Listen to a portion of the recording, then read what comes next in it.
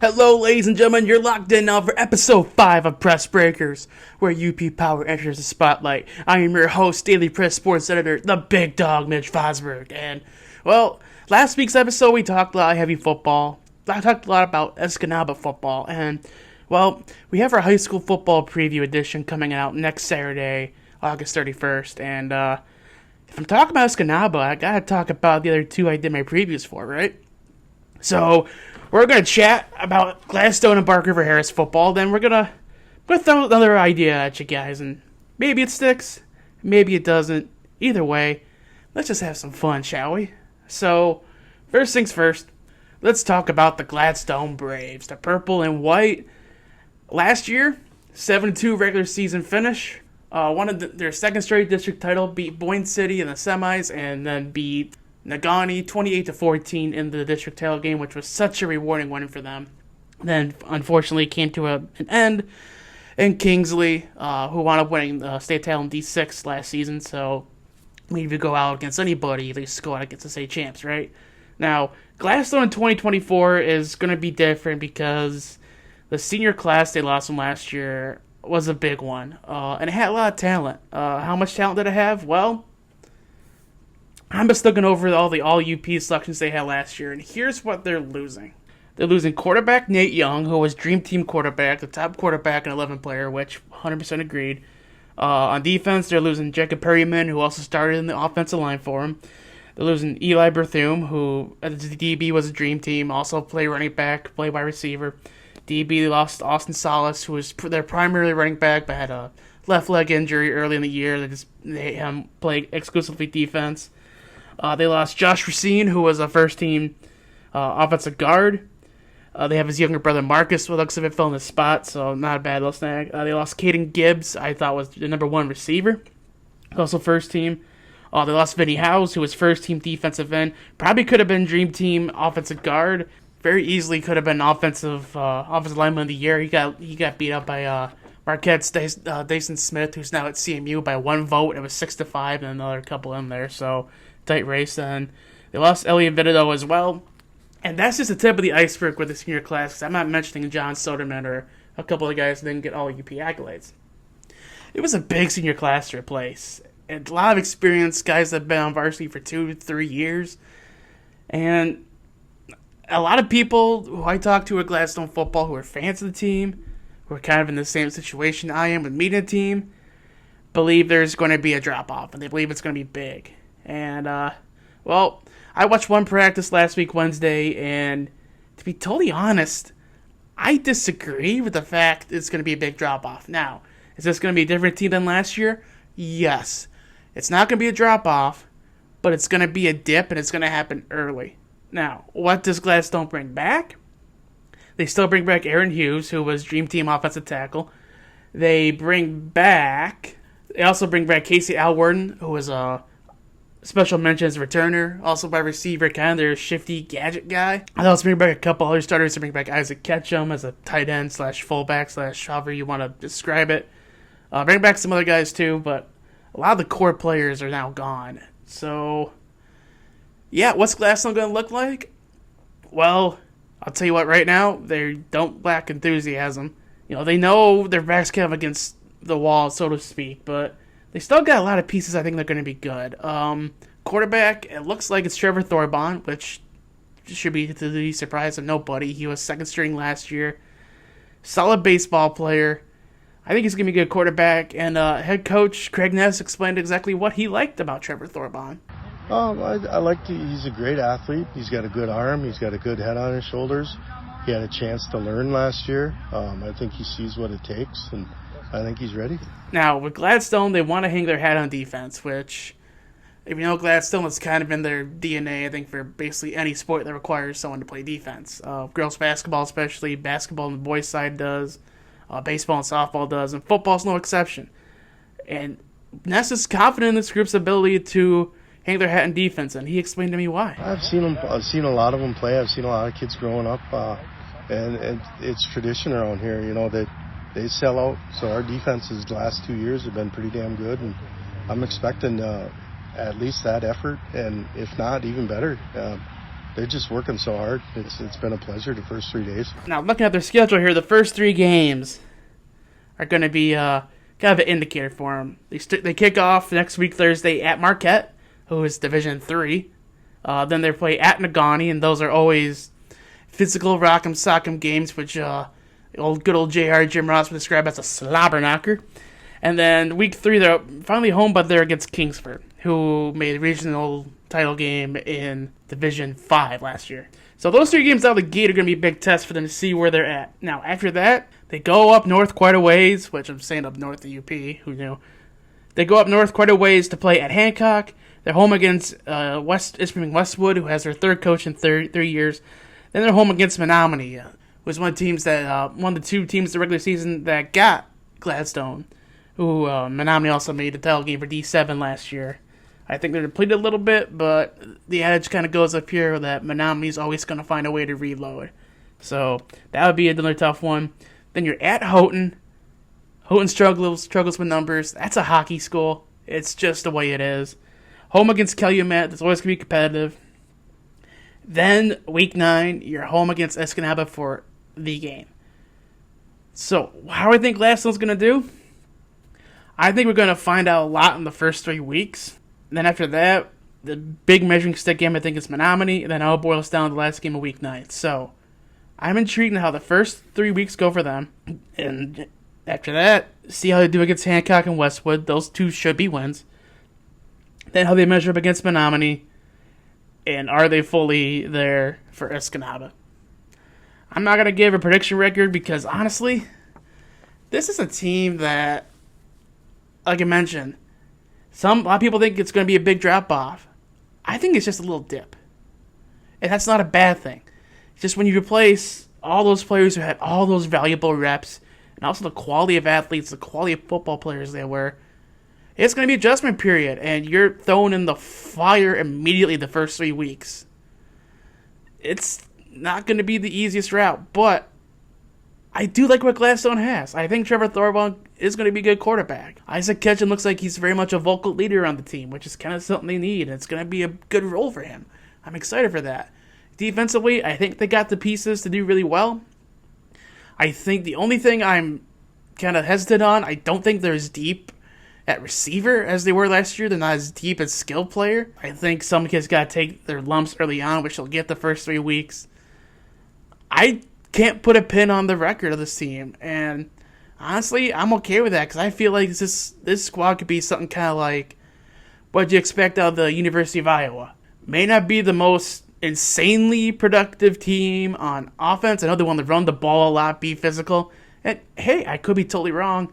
They could absolutely go 3-0 in their first stretch, and we don't see it coming. But I think they're just going to be a team that like you don't want to play. They're going to be kind of like, I don't want to say a pest, but they're going to be the team that's like, oh, good grief, we're in for a fight. The thing about this year is we're not really sure what we got, and it's going to be fun to get up into the Houghton and in that scrimmage and see what we got. I know I got a lot of kids that are working hard, and I think there's going to be some surprises. I think that's what Gladstone's going to be this year, and that's not a bad thing. That's going to be fun. It's going to be fun to watch Gladstone this year. I'm excited for it. And people should be excited to watch Gladstone. Yes, it may not be the same as last year, but that's how high school sports, that's how football works. You're not always going to be the same as you were a year ago. That's not just me blowing smoke. That's just a fact of life. So Gladstone, not going to put a final record prediction out there just because there's still a lot of unknown. And I want to see how the first 3 game stretch goes for them. So that's my whole take on Gladstone. Shifting gears now to, technically we're in Menominee County, just barely by like a half a mile. So talk about a school that takes the dividing line between Eastern and Central time zones and treats it like a jump rope. We're talking about the Broncos of Bark River-Harris. Now, past couple years have been solid. Playoffs in 2022. Just missed the field last year. Lost to Menominee in the final week. Physical, in-your-face football team. But you got a new coach now. Al Stenberg's taking a step back as a head coach. He's still on as an advisor, but now it's now the reins belong to Mr. Caleb Adams. And Caleb seems really excited about the team he has this year. So far, so good. We're a senior-heavy team, so we got a lot of experience. It's a couple new systems, and but the kids are picking it up fast. We're a pretty seamless transition from myself to Al, and like I said, we got a lot of good leaders, and I'm impressed with where we're at right now. Now, where are Caleb and Al going to be different? Well, Caleb also explained that too. I'm a wing T guy myself, so I'd like to have a few more formations, and we got a lot of talented athletes, so hopefully we can do some things with some speed and space. Now, exactly what does Bark River-Harris lose? Well, it was a good senior class. They lost their quarterback Ethan Knives, who's now at University of Wisconsin-Stevens Point, which, by the way, their mascot is a pointer. It's their mascot, like the logo is a dog, not someone pointing a finger. I think it's a missed opportunity. Anyway, ADHD kicking in. They did lose some good players from last season. Lucas Sisho was Dream Team offensive guard. Al Stenberg described him as the best offensive lineman he's had. He's coached in 20 years of coaching, which is not light praise at all. That means quite a bit. Took a bit of weight. Also lost Ben Shaversky, a linebacker who was first team all defense. And that's just the tip of the iceberg, too. You're talking lost some other guys, too. But now grab the reins at quarterback is senior Dominic Langtank, who is also on the baseball team. Here's what Caleb said about him. He got a few reps for us last year out of the shotgun in Ishpeming. So, having him, go under center and seeing what he can do. And I think it's going to be really helpful. He's a really smart kid, though, really talented athlete. I'm excited to see what he can do. Now, looking at their schedule, it'll be competitive. I think they can go 6-3. I think they go 6-3. Ishpeming must put at home again. Third coach in 3 years. I think that's going to be a win. The only bugaboos they have, they play Iron Mountain twice. Home week 2, at Iron Mountain week 7, then they're at Menominee week 9. Outside of that, you got West Iron County twice. You got them week 3 and week 8, and it sounds like they should be better with a really good freshman class. But we're talking about a football program that's been, we'll say below subpar the past couple of years, just to put it nicely. Then you're at Gwynn and at Manistee. At Gwynn, again, kind of like West Iron County, may not be the greatest program. Manistee has a new quarterback, just like Bark River-Harris. I know Stephen Pugh is trying to get the program in the direction he wants. He wants to be kind of like a Bark River-Harris type program, so we'll see how that goes. Home against Lance, I think that should be a win. I can definitely see 6-3, and for being in Division 8, that should get them a playoff game. Now, will it most likely be a matchup with Iron Mountain again? Yeah, it might be round 3 against Iron Mountain. But, hey, you know what? A playoff berth is a playoff berth. And as long as everything goes as it should for Bark River-Harris, I don't see why that can't be a realistic possibility for the Broncos this year. Yeah, give me Bark River-Harris 6-3. I'll put a pin in that. I'm excited to see what Caleb Adams does at the helm. I'm excited to see what this group does. They're kind of senior heavy. Let's see how everything goes, and super excited for Bark River-Harris football this year. Okay, so let's shift gears here now from football to... I don't want to think about high school basketball season because that's such a big grind, but there's one issue I saw last year, my first year up here in Escanaba, and it's a weird issue. I wouldn't even call it issue. It's a weird scenario we're looking at, and it's how you break down these classes or divisions exactly. So right now, just looking at basketball, you have Division 1 that's 833 kids and up. Division 2 is 397 to 832. Division 3 is 189 to 396, and Division 4 is 188 and lower. So 176 in D1, 178 D2, 178 D3, 178 D4, which, hey, works out pretty nicely, actually. I may get those actual total numbers wrong, but you get the point. So, 4 divisions. You got some pretty big gaps in there with these enrollments. So, right now you're looking at, you got East Kentwood with 2,800 students being able to play Petoskey and Cadillac, who have 834. Does that seem like a pretty big gap to you listening? Because to me, that seems like a pretty big gap. And heck, just go to those cities. I mean, East Kentwood's Grand Rapids area, big, booming. Cadillac and Petoskey, those are still technically small towns. There's a big gap in there. I mean, shoot, you want to look at Division 2? I mean, yeah, let's talk Division 2. I mean, you think small town like Hart with 400 kids should be matched up with a Plainwell or a Wayland or a Sault Ste. Marie that has 800 plus. That's a pretty big gap to me. Shoot, let's look at Division 3. You say Manistee with a school of 396 kids and a former school in my coverage area is on the same page, the same level as Munising with 189 or Ishpeming with 196? Not really. There's a big gap in there. So, once the season kind of came to an end, I played around with an idea because I heard from a source, where source is, that the MHSAA was considering going to 5 divisions. Apparently this has been a thought for a while. I get adding divisions, but to me, and the part of this pitch is, it shouldn't be 5, it needs to be 6. I'm proposing now, just throwing to the south there, just for laughs, just for giggles, my plan for 6 divisions for high school basketball. Here we go. Play the dramatic music here.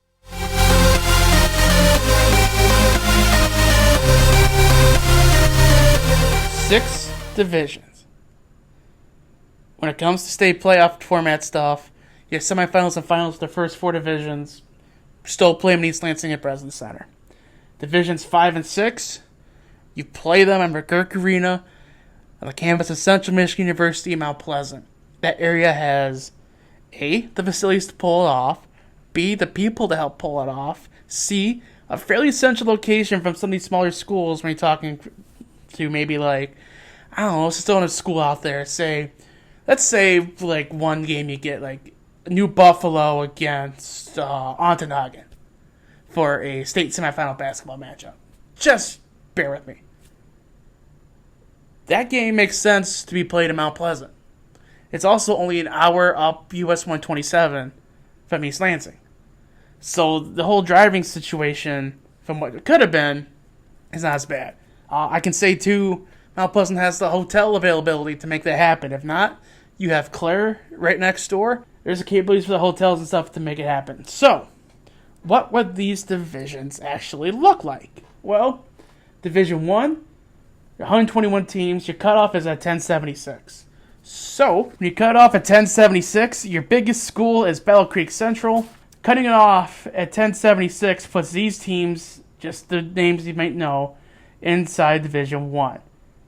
Battle Creek Central, Muskegon, Marquette, Dexter, Grand Rapids Northview, Waterford Mott, Wall Lake Central, Muskegon Mona Shores, Livonia Churchill, Midland Dow, Flushing, Battle Creek Lakeview, Portage Central, Saginaw Heritage, Byron Center, Okemos, Holt, Lapeer, Fraser, Royal Oak, Traverse City West, Kalamazoo Central, Livonia Stevenson, Jenison, Wall Lake Northern, Brownstown Woodhaven, Rochester Adams, Belleville, Saline, Macomb, Lodz, Cruise North, Grand Ledge, East Kentwood, Macomb, Dakota, Rockford, Grand Blanc, Detroit Cass Tech, Dearborn Fordson, Troy, Lake Orion, Clarkston, Novi, Hudsonville, Canton, Howell, Troy Adams, Ann Arbor Pioneer, Dearborn, Grand Haven, West Bloomfield, Detroit Western, Kalamazoo, Illinois Norix, Utica, Monroe, Heartland, Davison, Granville, Bloomfield Hills.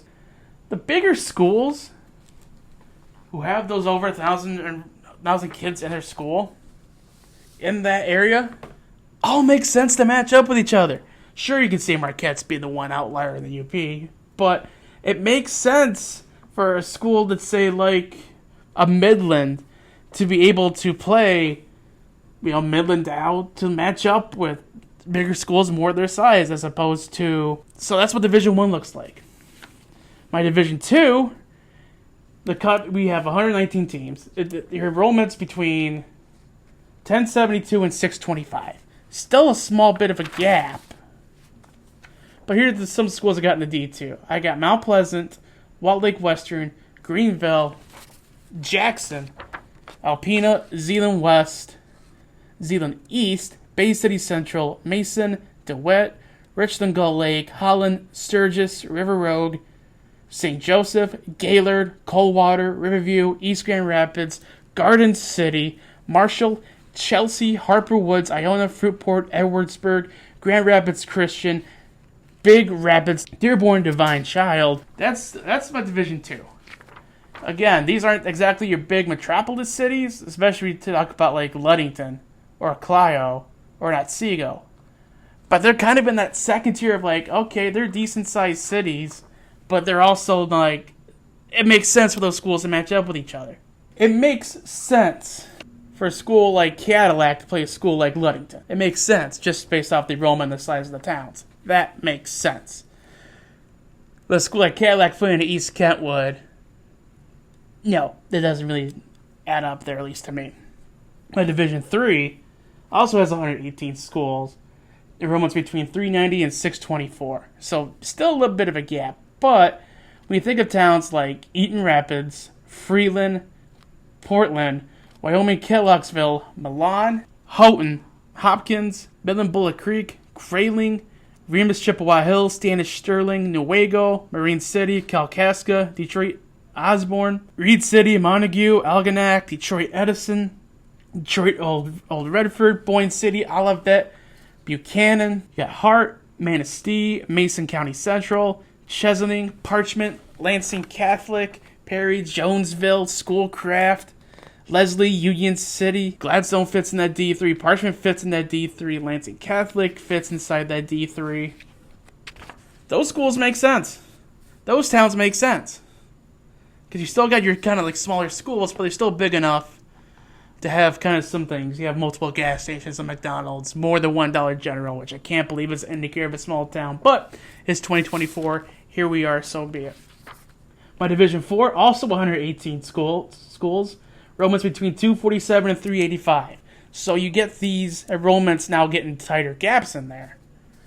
So this would include schools like Hillsdale, Constantine, Quincy, Kent City, Hartford, Stockbridge, Calumet, Peconic, Waterville, Clawson, Elk Rapids, Langsburg, Napoleon, Montrose, Ottawa City, Detroit Northwestern, Menominee, Houghton Lake, Monroe St. Mary Catholic Central, Jonesville, Benzie Central, Delton Kellogg, Leslie, Harrison, Union City, Bath, Pewamo, Westphalia, Bronson, Bangor, Sandusky, Cass City, Hemlock, Jackson, Lumen Christi, Homer, Lawton, Ithaca, St. Louis, home of the Sharks, Everett, Saranac, Bad Axe, Galesburg, Augusta, Hudson, Springport, Cassopolis, Sand Creek, Saugatuck, Centerville, Detroit, Loyola, East Jackson, Farwell, Hesperia, Reese, Vassar. Again, those towns, but those schools make sense. It makes sense for these schools to be up against each other. These are schools that, enrollment-wise, your gap is less than 150 kids. The windows are getting tighter. Again, 118 schools, you have a gap with the kids in enrollment that's under 140 kids. That's a decent-sized gap. That makes sense. Division 5, 119 schools. Enrollments between 145 and 246. These are schools that make sense in Division 5 and what I have. Iron Mountain, Mansalota, West Iron County, Memphis, Gwinn, Bark River-Harris, East Jordan, Dansville, White Cloud, Holton, White Pigeon, Ironwood, Painesdale Jeffers, Brown City, Genesee, Beale City, Johannesburg, Lewiston, Anniston, Kalamazoo, Hackett, Maple City, Glen Lake, Decatur, Gobles, Ishpeming, Harbor Beach, Potterville, Munising, Marlette, Reading, Bellevue, Hancock, Eau Claire, Kingston, Whitmore Lake, Fowler, Sutton's Bay, Lansing Christian, Flint, Beecher, Three Oaks River Valley, New Buffalo, Ubley, Dryden, Marcellus, Mesick, Coleman, Onaway, Brethren, Mendon, Climax Scotts, Jackson Prep, Lons, Athens, Weberville, Fulton Middleton, Muskegon Heights, St. Ignace,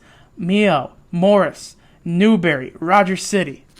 Again, those are the small town schools. Those are the schools that, in those towns, probably have one blinking stoplight. You might have a McDonald's.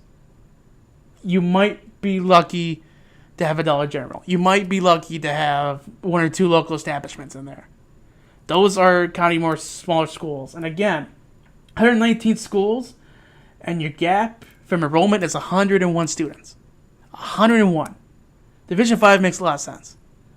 Then Division 6. Your enrollment is 144 kids or less. There's 118 schools in there. And the big reason why I'm for Division 6 is there are some ways some varsity programs can work enrollments. And up in the UP and up where I was at Manistee, in those areas, even some down south, those rules can be used. So basically, if your enrollment is less than 100 but more than 50, you can bring up 8th graders to bring up to varsity. For example, when we had Brad Van Dam on for the first episode, Mid-Peninsula was one of those schools that allowed him to do that. If your school is 50 kids or less, you can bring up junior high kids, 7th or 8th graders, to play on varsity. That's an experience. I think schools that deal with that situation mainly need to be in a division of their own. That issue popped up last year in the girls' regional final game between Ishpeming and Ewan-Trout Creek. Ishpeming had been sitting in D3 for a while, then they came down. They were about 190 kids. Ewan-Trout Creek, some people listening to this may be hearing the school for the first time that aren't Upers. That's less than 60 kids. And that was a good ball team. That's a good ball team. That's very sophomore heavy. Sophomore's the lowest kid they got. Watch for Ewan-Trout Creek in the next 2 years to make some noise. Just going to say it right now. But Ewan-Trout Creek wasn't happy with the fact that a school like 3 times their size is in the same division. And I understand it. And 20 years ago, that's a true D4 matchup. But in 2024, it's not. So, Division 6 includes the following schools: Frankfort, Pickford, Stevenson, Britton Deerfield, Buckley, Crystal Falls Forest Park, Leland, Adrian Lenaway Christian, Lawrence, Pittsford, Baldwin, Wyoming Tri-Unity Christian, Hillman, Muskegon Catholic Central, Marion, Bessemer, Hillsdale Academy, Cedarville, Covert, Dollar Bay, Grand Rapids Sacred Heart, Lakeland and Hubble, Mason County Eastern, Abba Junction Superior Central, Marshall Academy, and Traverse City Christian. Now, you also have the schools who deal with the small enrollments like the situations I laid out previously. You got schools like Onekama, Portland St. Patrick, Tecontia, Atlanta, Wakefield, Marinesco, North Dickinson up in Felch, Waldron, Bel Air, Engadine, Fairview, Waterford Lady of the Lakes, Rapid River, Battle Creek St. Philip, Ontonagon, Caseville, Central Lake, Big Rapids Crossroads Academy, Litchfield, Posen, Barriga, Cardenado, Bear Lake, Burr Oak, Pentwater, Boyne Falls, Big Bay de Noc, Gaylord St. Mary, Ewan-Trout Creek, like I mentioned earlier, Jackson Christian, Lake Leelanau St. Mary, Battle Creek Calhoun Christian, Ashley, Mid-Peninsula, Mackinac City, who has 48 kids, Fruitport Cavalry Christian has 44 kids, Mackinac Island 25 kids, Burton St. Thomas More Academy with 19 kids, Burt Lake Northern Michigan Christian with 17 kids, Wyoming West Michigan Lutheran with 14 kids. You see why Division 6 makes sense with those enrollment numbers? The 144 kids or less. 6 divisions make sense.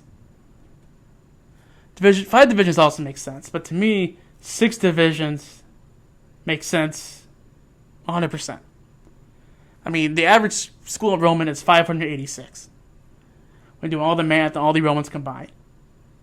But again, should a smallish town like Cadillac be up against East Kentwood and Macomb, Dakota? No. Enrollment's so wonky nowadays. It's tricky. It's not easy. And the MHSAA does their best, and I respect their work. This is by no means a shot at what they're doing. It's just an idea the inner mechanisms of my mind, which are an enigma, just came up with. I think 6 divisions make sense. I think it makes a lot of sense. Sure, will Division 5 and 6 not play at Breslin Center? No. But McGurk Arena has a lot of history. You're still playing on a Division 1 basketball floor. You're still getting experience in a college town, which Mount Pleasant, despite some of its flaws, like every town in the world has a lot of cool stuff to it. And you have the facilities and everything to make it happen, I feel. So, 6 divisions all day. That's my pitch. So, this wraps up episode 5 of Press Breakers. I hope you all enjoyed this. But until we talk again, I'm your host, Daily Press Sports Editor, the Big Dog Mitch Vosburg. Thanks for stopping by, And as always, keep your stick in the ice.